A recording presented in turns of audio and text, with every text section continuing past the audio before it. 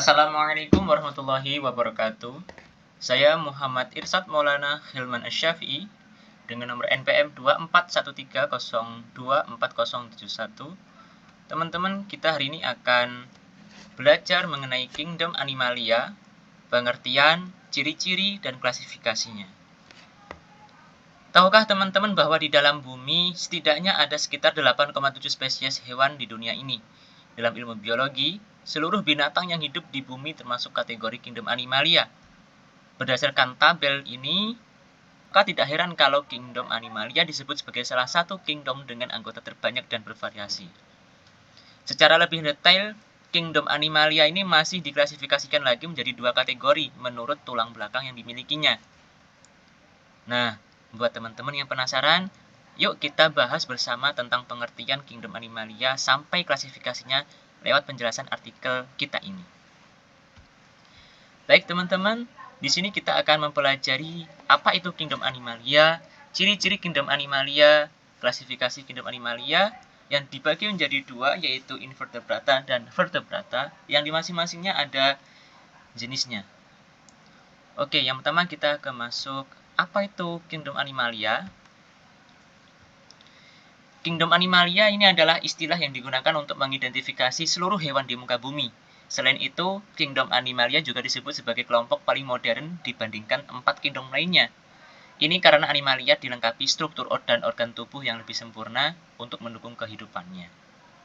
Dan jauh lebih lagi, Kingdom Animalia ini termasuk organisme dengan sel eukariotik, yaitu sel yang memiliki sistem endomembran, membran inti, dan organel sel.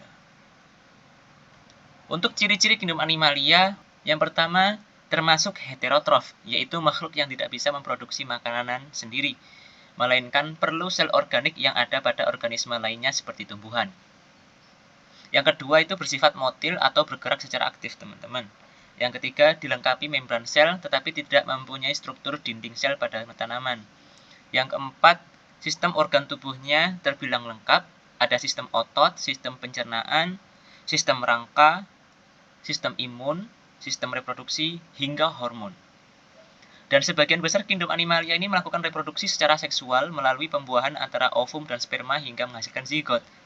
Dan sebagian lainnya melakukan reproduksi secara aseksual dengan cara fragmentasi, membelah diri, atau bertunas. Dan ciri-cirinya memiliki bentuk tubuh yang bervariasi, mulai dari bilateral simetri, radial simetri, dan asimetri, teman-teman.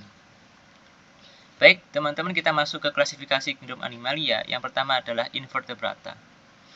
Invertebrata merupakan sebutan untuk hewan yang tidak memiliki tulang belakang. Jenis ini terbagi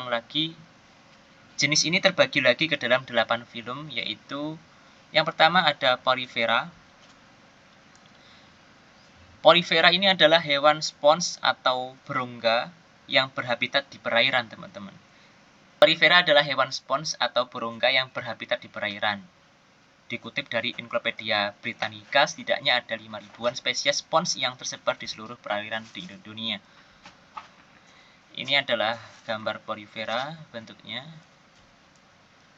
Nah, uniknya lagi, Porifera ini merupakan hermafrodit, yaitu makhluk yang mempunyai dua jenis kelamin. Sperma pada Porifera ini akan diproduksi oleh sel leher atau sel koanosit, sedangkan sel telur dihasilkan oleh sel ameboid, teman-teman. Lalu ada Coelenterata, yang ini adalah jelatang laut, teman-teman.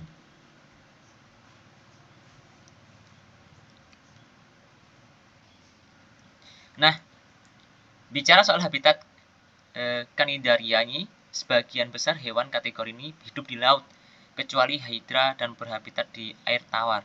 Menurut bentuk tubuhnya, Cnidaria dikelompokkan menjadi 3 kelas, yaitu Hydrozoa, Scozoa, dan Anthozoa. Lalu di sini ada Platyhelminthes dalam spiral searah jarum jam, bentuknya seperti ini, di mana Platyhelminthes ini didefinisikan sebagai tripoblastik, yaitu makhluk yang tubuhnya tersusun atas 3 lapisan, yaitu endomembran, mesoderm, dan ectoderm, teman-teman. Lalu ada Nemathelminthes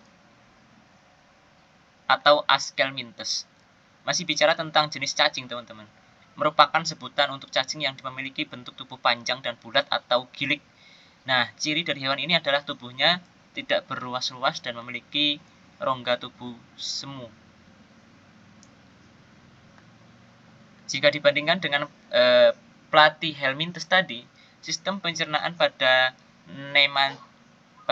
Nematelminthes terbilang lebih lengkap, yaitu terdiri dari atas mulut, faring, usus, serta anusnya.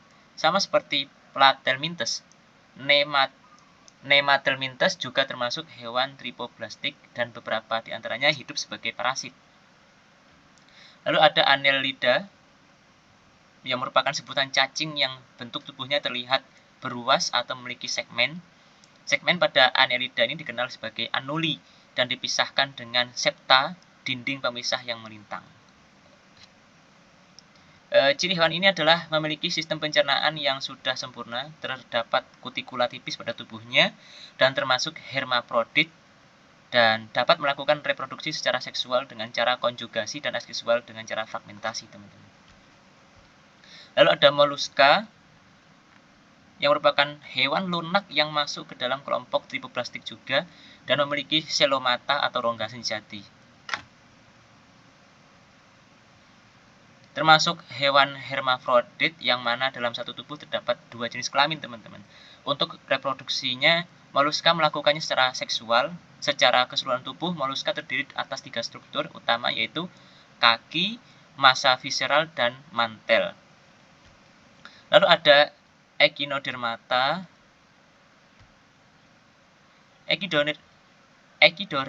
Echinodermata ini merupakan sebuah sebutan bagi hewan yang memiliki kulit berduri seperti Mollusca. Echinodermata juga dilengkapi dengan lapisan tubuh tripoblastik dan selomata, yaitu rongga sejati. Nah, hewan-hewan yang masuk ke klasifikasi ini sejatinya hanya bisa ditemukan di lautan. Bintang laut,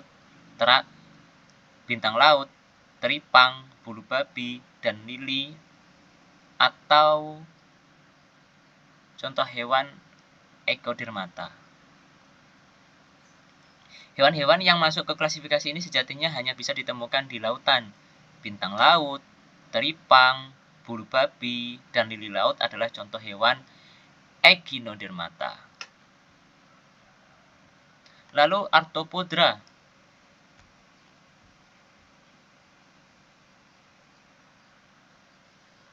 yaitu hewan yang memiliki kaki beruas dan tubuhnya disusun atas tripoblastik selomata, teman-teman. Arthropodra ini terdiri atas kepala, dada, dan perut. Sementara itu, Arthropodra memiliki alat pernapasan yang bervariasi, menggunakan trakea, paru-paru, buku, bahkan insan. Sekarang masuk ke klasifikasi kedua, yaitu vertebrata. Adalah sebutan hewan-hewan yang tidak memiliki tulang belakang. Vertebrata ini dilengkapi tali punggung atau penguat rangka dan menjadi bagian dari filum Chordata. Dan total ada 5 kelas pada kategori vertebrata, yaitu Pisces, amfibi, reptilia, aves, dan mamalia. Yang pertama ke Pisces, teman-teman, adalah sebutan ikan.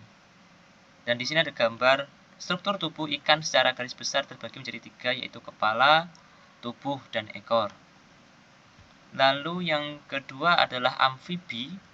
Contoh hewan amfibi berdasarkan klasifikasinya ada seperti katak, lalu cacing.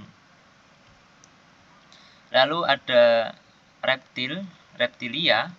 Di sini contoh hewan reptil berdasarkan klasifikasinya, misalnya ada kura-kura, ular, buaya, kadal, dan lainnya.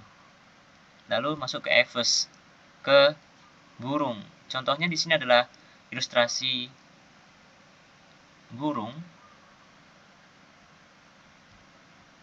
Lalu selanjutnya ada mamalia, yang merupakan hewan yang ditandai adanya kelenjar susu pada tubuhnya dan kerap disebut sebagai hewan menyusui. Pada bagian kulitnya, mamalia ini terdapat kelenjar minyak berenjar keringat, dan ditutupi rambut, teman-teman.